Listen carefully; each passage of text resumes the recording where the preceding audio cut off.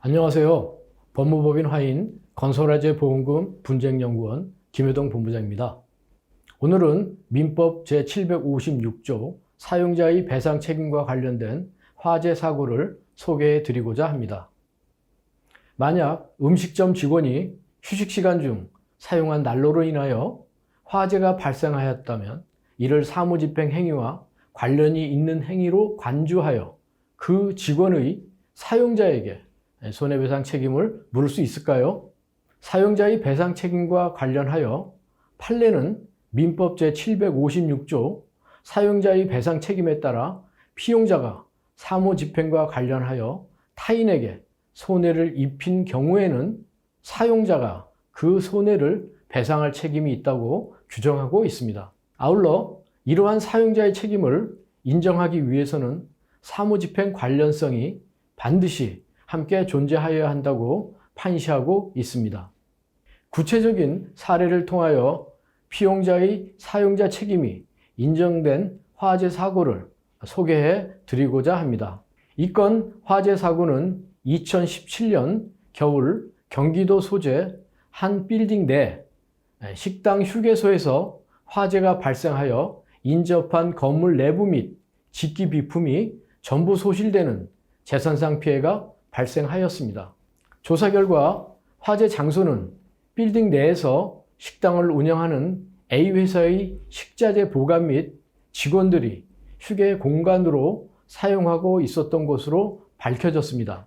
소방과 경찰 등 관계기관 조사 결과 이 사건 화재는 A회사 직원이 음식점 점심 영업 후 다른 직원들과 휴식을 취하고자 난방을 위하여 켜둔 전기난로 복사열이 인접한 불이 잘 붙는 물질에 옮겨 붙어서 화재가 발생한 것으로 추정하였습니다. 한편 피해 건물 점유자와 화재보험 계약을 체결한 보험회사에서는 피해 건물 점유자에게 화재 보험금을 지급하고 최초 화재가 발생한 식당 직원의 사용자인 A회사를 상대로 구상금 청구 소송을 제기하였습니다. 이에 피고 측 A회사는 피용자가 전기난로를 켜둔 행위는 피고의 사무집행 행위와 아무런 관련성이 없다면서 사용자 배상 책임이 존재하지 않는다고 주장하였습니다. 반면 원고 측인 보험사에서는 이 사건 화재는 A회사 피용자가 주변에 불이 옮겨 붙지 않도록 조치를 취하지 아니한 채 전기난로를 켜놓아 발생한 것이므로 피고는 사용자로서 민법 제756조 사용자 책임에 따라 손해를 배상할 책임이 있다고 주장하였습니다.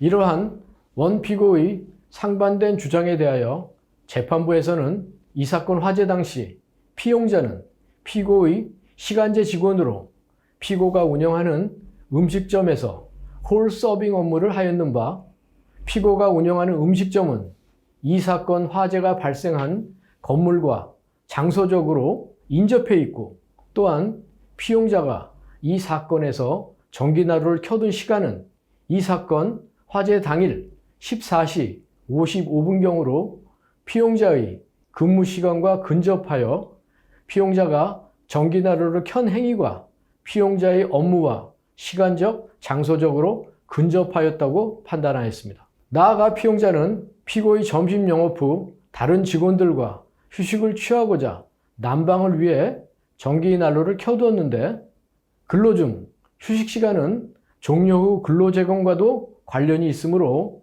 피고는 사용자로서 민법 제756조에 따라 원고가 입은 손해를 배상할 책임이 있다고 판단하였습니다. 이번 판결례처럼 현장에서는 피용자의 과실로 인한 화재가 발생하여 사용자에게 손해배상 책임을 인정하는 사례가 빈번하게 발생하고 있습니다. 특히 최근에는 백화점에 입점한 음식점 직원이 음식을 조리하기 위해서 식용유가 담긴 냄비를 가열하면서 별도로 다른 작업을 하는 도중 식용유 냄비에서 불길이 치솟아 약 12억 원 상당의 피해가 발생한 사안에서 사용자인 음식점 주인의 손해배상 책임이 인정된 사례도 있었습니다. 이처럼 사용자의 책임의 핵심 요건인 사무집행 관련성은 구체적인 사안에 따라 그 인정 여부가 달라질 수 있으므로 만약 이와 관련된 사안으로 고민하고 계시다면 법무법인 화인 건설화재 보험금 분쟁연구원과 상담을 통해서 해결책을 마련하시는 것도 합리적인 방안이라고 판단됩니다.